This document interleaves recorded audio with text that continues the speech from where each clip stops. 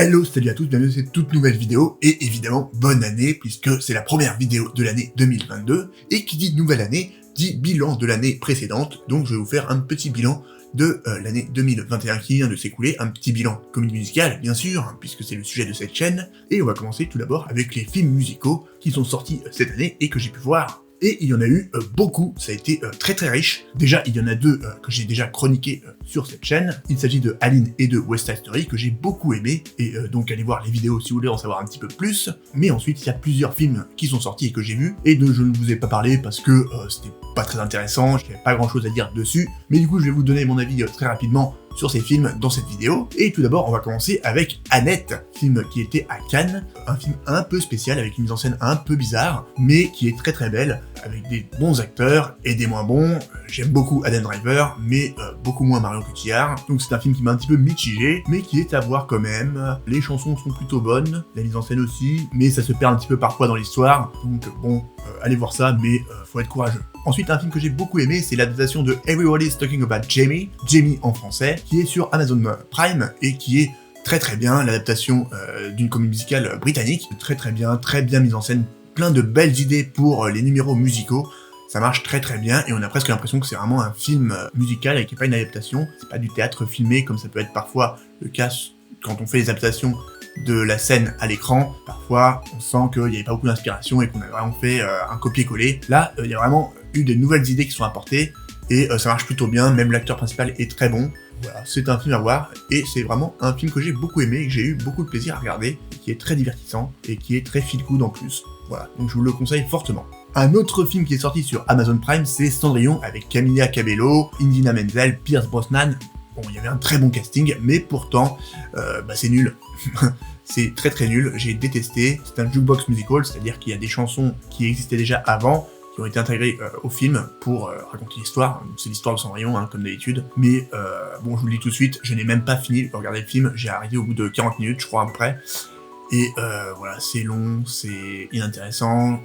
Les chansons arrivent comme un cheveu sur la soupe, c'est mal fait, même pas divertissant. Voilà, je vous le déconseille fortement.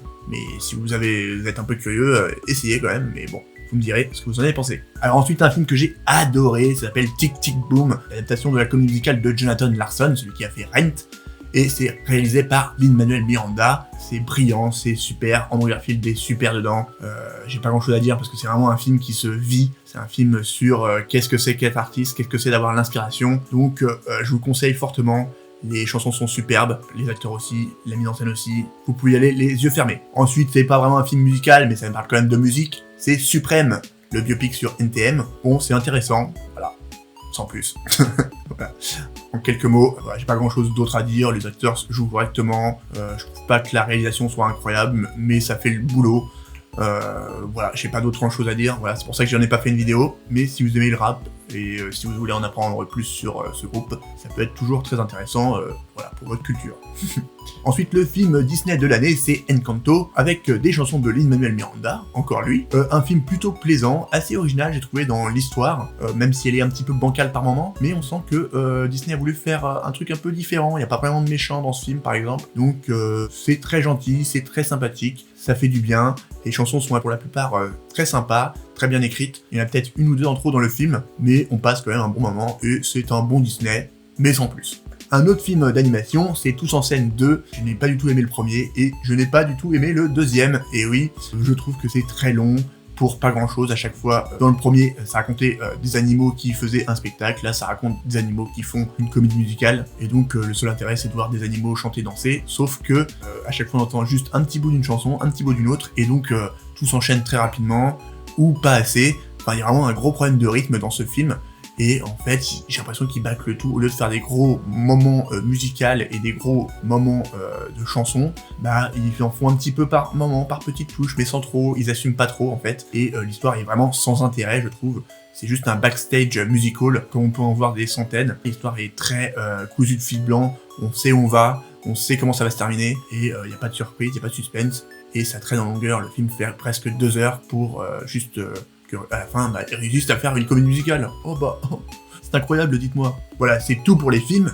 Ensuite, il y a aussi des comédies musicales que j'ai pu voir cette année, mais j'en ai déjà parlé.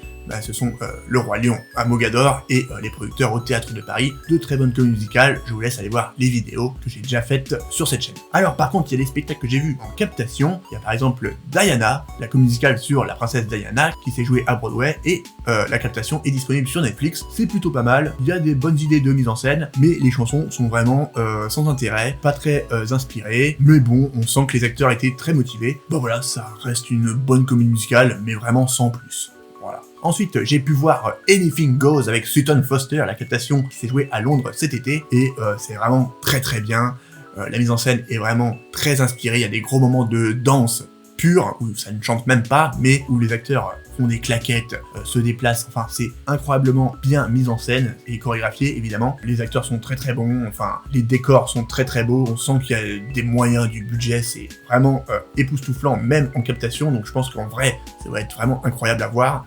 Par contre, je connaissais pas l'histoire, mais l'histoire c'est très attendu, je pense que c'est le cas pour beaucoup d'anciennes comédies musicales, c'est une comédie musicale des années 30, et donc voilà, l'histoire n'est pas vraiment le gros intérêt de ce spectacle, mais c'est quand même vraiment à voir. Et ensuite j'ai pu voir aussi Come Far Away, la captation qui est disponible sur Apple TV, qui est très bien, hein. Je ne connaissais pas vraiment l'histoire, mais c'est très intéressant, c'est l'histoire d'un village qui accueille des passagers dont l'avion a été détourné à cause du 11 septembre, et donc les passagers vont devoir apprendre à vivre pendant quelques jours là-bas en attendant que l'espace aérien soit réouvert. Et c'est incroyablement bien mis en scène, chaque acteur joue plusieurs rôles, et donc il faut qu'ils switchent de l'un à l'autre, juste avec des accessoires ou des costumes, et aussi en déplaçant des meubles, des chaises. C'est vraiment une leçon de mise en scène, et c'est très intéressant à voir, et en plus en captation, on peut revoir les passages, voir comment on passe d'un lieu à un autre, d'un personnage à un autre, donc c'est vraiment une comédie musicale que je vous conseille. En plus c'est très bien, et ça parle d'un sujet, un des événements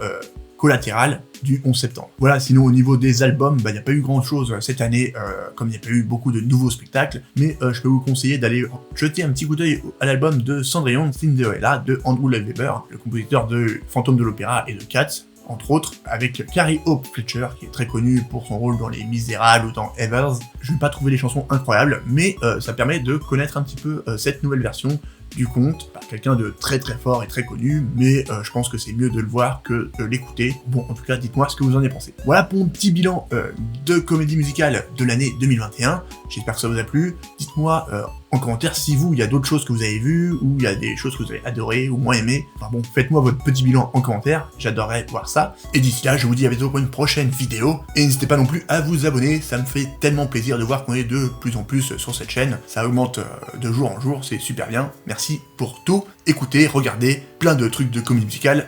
Ciao!